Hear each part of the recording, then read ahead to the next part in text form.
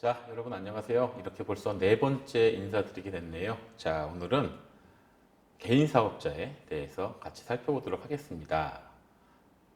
뭐 개인 사업자, 여러분들 뭐 기본적인 개념은 다 아실 거예요. 아실 텐데 오늘은 뭐 어떻게 하면 개인 사업자를 뭐 이렇게 설립할 수 있는지 그런 방법에 대해서도 한번 이야기를 나눌 거고요. 뭐 어떤 비용이 얼마나 드는지 뭐 이런 대략적인 내용에 대해서 같이 말씀 나누도록 하겠습니다. 자, 여러분 오늘도 보시면 아빠 파이팅에 이어서 위에 한 줄이 더 늘었죠.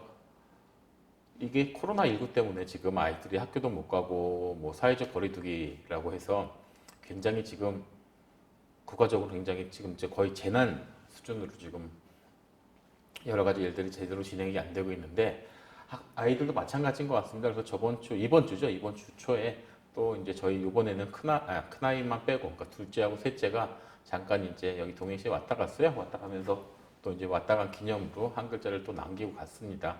잘 올라갔고요. 또 이제 저는 뭐 이제 주말, 이제 내일인 주말이거든요. 그래서 오늘 이제 촬영을 마치고 이제 집으로 가서 아이들 얼굴 보고 또 다음 주 전에 또 이제 이쪽에 내려와서 다시 시작을 해야 되겠죠. 여러분도 마찬가지겠지만 저 역시도 지금 특히나 이 동해시는 날씨가 너무 좋아요. 지금 뭐 완전 봄 날씨입니다. 그리고 햇볕이 이렇게 따사롭다라는 것을 저도 뭐 적은 나이는 아닌데 이쪽에 와서 느끼는 것 같아요. 그래서 굉장히 이게 자연 친화적인 도시이기도 하고 발전 가능성이 많은 도시인데 지금 이 코로나 때문에 지금 이 관광 산업은 완전히 지금 그렇죠. 완전히 큰 문제입니다. 그래서 여기서도 자영업 하시는 분들도 많은 어려움을 좀 겪고 계세요. 그래서 지금은 아니고요. 이제 코로나19가 다 마무리가 된다라고 하면 그 이후에 이 동네도 좀 많이 찾아주셔서 같이 조금 이렇게 어우러져서 그렇게 같이 이렇게 좀 공유할 수 있는 부분들이 많이 있었으면 좋겠습니다. 또한 이 컨텐츠를 이제 여러분께 이제 보여드리면서 이 스타트업에 대한 이론적인 것도 이론적인 거지만 실질적인 부분 또 이 동해시에 그 좋은 자연 환경들이 많거든요. 그래서 그런 부분도 제가 좀 촬영을 해서 여러분께 좀 보여드리도록 할게요. 그래서 저희가 뭐 장비가 그렇게 막 많은 건 아니지만 그래도 화질 좋은 영상 혹은 소리 아니면은 뭐 드론 같은 것들을 이용을 해서라도 이렇게 바닷가 풍경이라든가 이런 부분들도 좀 이렇게 제가 시간 나는 대로 가서 촬영을 해서 좀 올려드릴 테니까 여러분 뭐 힐링하는 개념으로 한 번씩 좀 봐주셨으면 좋겠습니다. 자, 그러면 이제 개인 사업자에 대해서 본격적으로 오늘 내용을 이제 같이 말씀 나눠보도록 할게요. 자, 일단 처음에 개인 사업자의 설립 비용이라고 제가 한번 적어봤는데요. 일단 개인 사업자는 굉장히 설립을 하기가 편합니다. 편하고 별도의 비용이 들어가진 않아요. 뭐 자본금이 필요한 것도 아니고요. 가서 그냥 개인 사업자만 설립을 하면 돼요. 그래서 간단한 절차 및 저렴한 비용이 소모가 된다. 또 이 개인 사업자라는 것은 작은 규모의 사업에 적합한 사업자의 유형이 되겠고요. 보통은 개인 사업자로 시작을 하셔서 우리가 앞에서 한번 말씀 나눈 것처럼 매출이 많이 늘어나고 과세 비율이 되겠죠. 과세 비율이 많이 늘어나서 이제 뭐 세금을 많이 내게 되는 그런 위치에 있게 되면 그때는 법인 사업자로 전환을 해서 그렇게 이제 사업을 진행하는 경우들이 대다수입니다. 그래서 개인 사업자라는 것은 간단한 절차와 거의 뭐 비용이 들어가지 않게 시작을 할 수 있다는 이점이 있고요. 또 뭐 작은 규모의 사업을 할 때 아주 편리하시다. 예를 들면 뭐 인터넷 쇼핑몰이라던가 뭐 자영업으로 뭐 이렇게 대변될 수 있는 그런 이제 업종이라던가 그런 부분들도 있겠죠. 물론 개인 전문직들도 개인 사업자로 갖고 계신 분들이 많습니다. 뭐 변호사 사무실이라던가 뭐 이런 개인 변호사 사무실들 있으시죠? 그리고 개인 의원, 병원들도 그렇고요. 뭐 세무사 사무실, 회계사 사무실, 뭐 이런 부분들도 개인 사업자로 갖고 계신 분들이 많습니다. 물론 그런 전문직들이 여러분들이 모이셔서, 발음이 좀 잘 안 되네요. 모이셔서 법인을 구성하는 경우도 있죠. 그래서 뭐 우리가 보면 뭐 법무법인, 회계법인 이렇게 법인을 구성하는 경우도 있는데 개인으로 움직이실 때는 그렇게 개인 사업자로 이제 사업을 진행하시는 경우들이 많이 계십니다. 그래서 처음에 그렇게 개인 사업자를 진행을 했다가 좀 꽤 규모가 커졌다라고 하면 법인으로 전환을 하는 경우들이 많다라는 거 한번 주지를 해주시고요.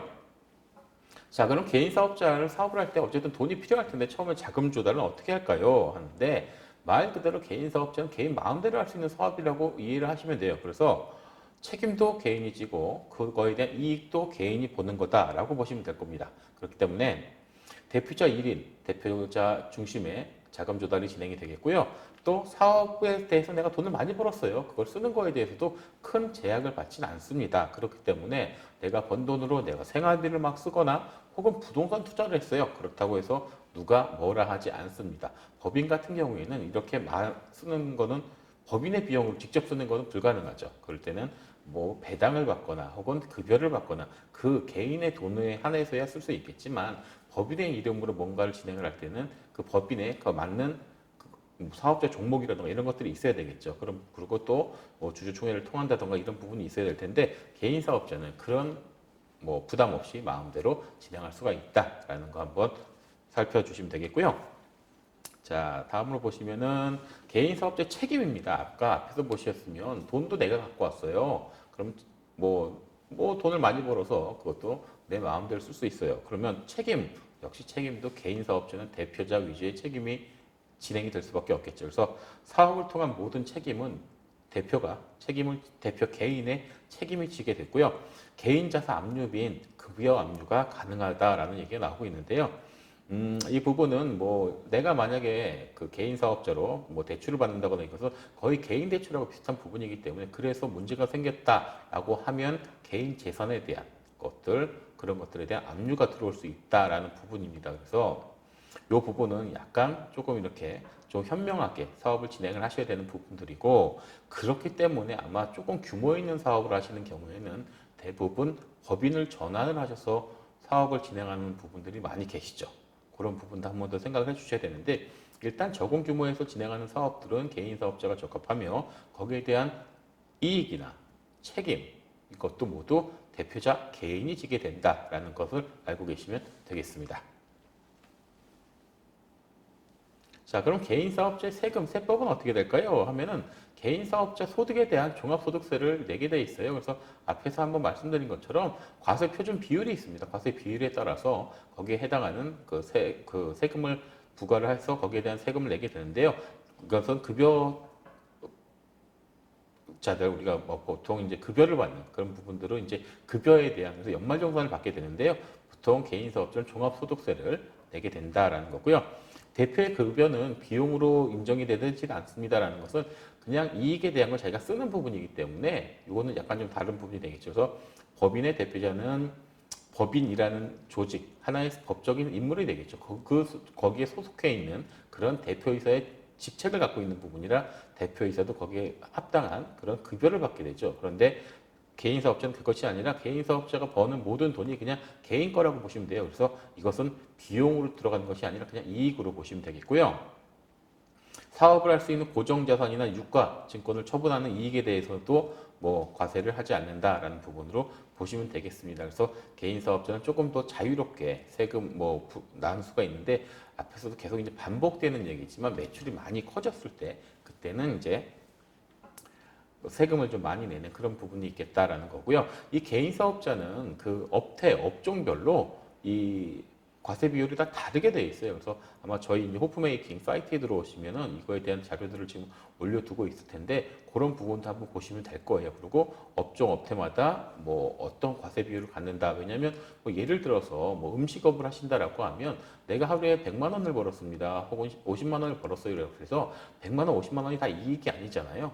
거기에 들어가는 재료비도 있을 거고요. 여러 가지 비용들이 있겠죠. 그 비용들을 제하고 남은 금액에서 또 어느 정도가 이제 이익으로 따지는 그런 비율들이 있거든요. 그래서 그런 비율을 따져서 거기에 대한 세금을 이제 매기게 되는 그런 부분으로 봐주시면 될 것 같아요. 자, 그럼 이번에는 이제 개인 사업자를 설립하는 방법에 대해서 이제 말씀드리고 이번 시간에 이제 간단하게 이제 정리를 할 텐데요. 크게는 방법은 두 가지가 있습니다. 두 가지가 있는데 이렇게 보여야 되겠군요. 두 가지가 있는데 하나는 온라인 인터넷상에서 신청하는 방법이 있으시고요. 하나는 오프라인 직접 방문하시는 방법이 있어요. 그래서 처음에는 화면에 보시는 것처럼 온라인에 대한 말씀을 드릴게요. 자, 먼저 국세청의 사이트인 홈택스 사이트에 접속을 하셔서요. 회원 가입을 하신 다음에 신청, 제출 메뉴에 들어가셔서 사업자 등록 신청, 정정 등이라는 메뉴에 접속을 하세요. 그래서 그다음에 사업자 등록 신청을 하시면 됩니다. 여기 개인으로 들어가셔서 신청하시면 되고요. 신청을 하실 때는 내가 그러니까 뭐 본인 인증이 되겠죠. 본인 인증이 된 다음에 내가 사업장을 임대를 하셨다라고 하면 임대차 계약서 스캔본을 올려주셔야 될 겁니다. 그렇게 보시면 되고요. 또 하나는 나는 임대를 하지 않고 내 집에서 해요라고 한다고 하면은 집에 대한 등기부등본이 있으실 거예요. 요즘엔 등기사항 증명서, 뭐 등기사항 전부 증명서 이런 이름을 사용하는 것 같은데요. 우리가 보통 이야기하는 등기부등본을 가지고 가시거나 올려주시면 되는 거예요. 그렇게 보시면 되겠고요. 또 직접 방문하시는 방법이 있을 겁니다. 그래서 직접 방문하실 때는 해당 지역의 세무서를 방문해 주세요. 세무서를 방문하셔서 사업자 등록 신청서를 작성을 해 주시고요. 그거를 이제 번호표에 시간 맞춰서 이제 번호에 띵 하면 가서 직원분께 제출하시면 됩니다. 마찬가지로 이때도 임대차 계약서 사본이라던가 내가 우리 집에다 뭐 저기 할 겁니다. 사업자를 낼 겁니다라고 하면 거기서 등기부등본 갖고 오셨어야 아마 여쭤볼 거예요. 등기부등본을 내주시면 되는 거고요. 실질적으로 개인 사업자 같은 경우에는 그 신청을 하시면 그날 바로 사업자 등록증을 아마 수령하실 수 있으실 거예요. 그래서 그렇게 보시면 될 거고, 처음에 제가 어떤 사업을 할 겁니다라고 해서 업종, 업태에 대한 내용이 있으실 건데 이 업종, 업태가 조금 헷갈리시는 부분들이 있을 거예요. 그래서 그런 거는 뭐 인터넷에서 검색을 하실 수도 있겠지만, 만약에 그렇다라고 하면 어느 정도 생각을 하시고 그 세무서에 계시는 이제 직원분하고 한번 이야기를 하시면 친절하게, 요즘엔 친절하게 굉장히 많이 안내를 해주십니다. 그렇게 보시면 될 것 같고, 뭐 예전에는 사실은 이런 사업자 등록 같은 경우를 세무사를 통한다거나 이런 이렇게 대행기관을 통해서 이제 내는 경우도 많았었는데, 아마 이 개인 사업자 같은 경우는 그렇게 어렵진 않습니다. 어렵진 않기 때문에 이것도 아마 여러분께서 하나하나 직접 해보시는 것도 굉장한 도움이 되실 거예요. 그래서 직접 방문하셔서 한번 해보시는 것도 큰 도움이 될 거라고 생각을 합니다. 그래서 이번 시간에 이제 저희와 같이 얘기하고 건 개인 사업자에 대한 이야기를 좀 간단하게 좀 나눠봤고요. 이 개인 사업자는 보시면은 뭐 모든 책임은 개인 사업자 대표가 진다 하지만 거기서 얻을 수 있는 이익도 개인이 가질 수 있다라는 부분을 보시면 되겠고, 사실은 지금 스타트업을 하는 경우에 대부분 다 법인으로 처음에 신청을 하는 경우들이 많이 있습니다. 그리고 뭐 어느 정도 이 법인을 뭐 대우를 해준다라고 하긴 좀 그렇지만, 없지 않아 무슨 뭐 이렇게 공공기관하고 계약을 한다든가 이런 부분에 그렇게 보시는 부분도 있겠는데, 아마 혼자서 조금 이렇게 편하게 움직이는 부분에서는 개인 사업자도 그렇게 나쁘진 않으실 거예요. 그리고 이 법인 사업을 이제 한다라는 게 뭐 굳이 꼭 나쁘다라는 게 아니라, 어차피 개인 사업자를 진행을 하셔도 처음에 이제 그 자금이라던가 혹은 뭐 소비라던가 이런 것들이 조금 이렇게 핸들링 하시기가 조금 편하신 부분도 있기 때문에 그런 부분도 한번 생각을 해보시면 괜찮을 것 같다라고 하고요. 또 여러분 요즘에 관심이 많으신 그 인터넷 쇼핑몰이라던가 뭐 자영업 혹은 또 요즘에 이제 코로나19 때문에 요즘에 뜨고 있는 게 아마 그 전문 이제 배달업이에요. 그러니까 배달을 하시는 분들도 있겠지만 음식점이라던가 뭐 카페라던가 이런 것도 굳이 오지 않고 내가 음식을 만드는 거에 자신이 있다라고 하면 만들어만 놓으면 이게 배달 대행 앱들이 많기 때문에 거기서 어느 정도의 그 매출을 보장해 주는 부분들도 있습니다. 그래서 그런 걸 할 때는 굳이 뭐 법인까지 내실 필요가 없으니까 그렇게 보실 수도 있으실 거고요. 그래서 아마 어느 정도 개인적인 창업을 꿈꾸고 개인적인 이제 자영업 쪽을 생각을 하시는 분들은 처음에 접하실 수 있는 부분이 분명히 개인 사업자이실 겁니다. 그래서 그 개인 사업자에 대한 내용 오늘 간단하게 좀 말씀을 드려봤고요. 뭐 보시고 나서 궁금하신 내용 있으시면 언제든지 글 올려주시고요. 또 제가 아까 말씀드린 이제 저희 이제 스타트업 플랫폼인 오프메이킹.kr이 있습니다. 그쪽에 들어와셔서도 뭐 이야기를 좀 나눠주시면 될 거예요. 아마 보시면 아시겠는데 저희 사이트가 지금 유료로 운영이 되고 있어요. 저도 이게 어떻게 보면 업이다 보기 때문에 유료로 진행이 되고 있는데, 뭐 비용은 그렇게 비싸진 않습니다. 사실은 이제 뭐 평생 궁금하신 내용에 대한 정보라든가 이런 걸 제공을 해드리고, 또 국가에서 지원하는 지원 사업에 대한 안내를 그렇게 드리고 있고요. 뭐 그런 비용이 뭐 평생 회비를 저희가 한 10만 원으로 책정을 했고요. 혹시 사업자로 이제 하신다라고 하면 계산서 발급 같은 것도 이제 가능하니까 그렇게 보시면 될 것 같습니다. 하여튼 여러분 이번 시간에 이제 개인 사업자에 대해서 이런저런 말씀 나눠봤고요. 다음 시간에 이제 개인 사업자 다음엔 뭐가 있을까요? 그렇죠. 법인 사업자가 있겠죠. 그래서 법인 사업자에 대해서 한번 말씀을 나눠보도록 하겠습니다. 뭐 긴 시간은 아니지만 짧은 시간 영상 봐주셔서 진심으로 감사드리고요. 점점 더 좀 더 멀쩡하고 제대로 된 영상 보여드릴 수 있도록 최선의 노력을 다하겠습니다. 감사합니다.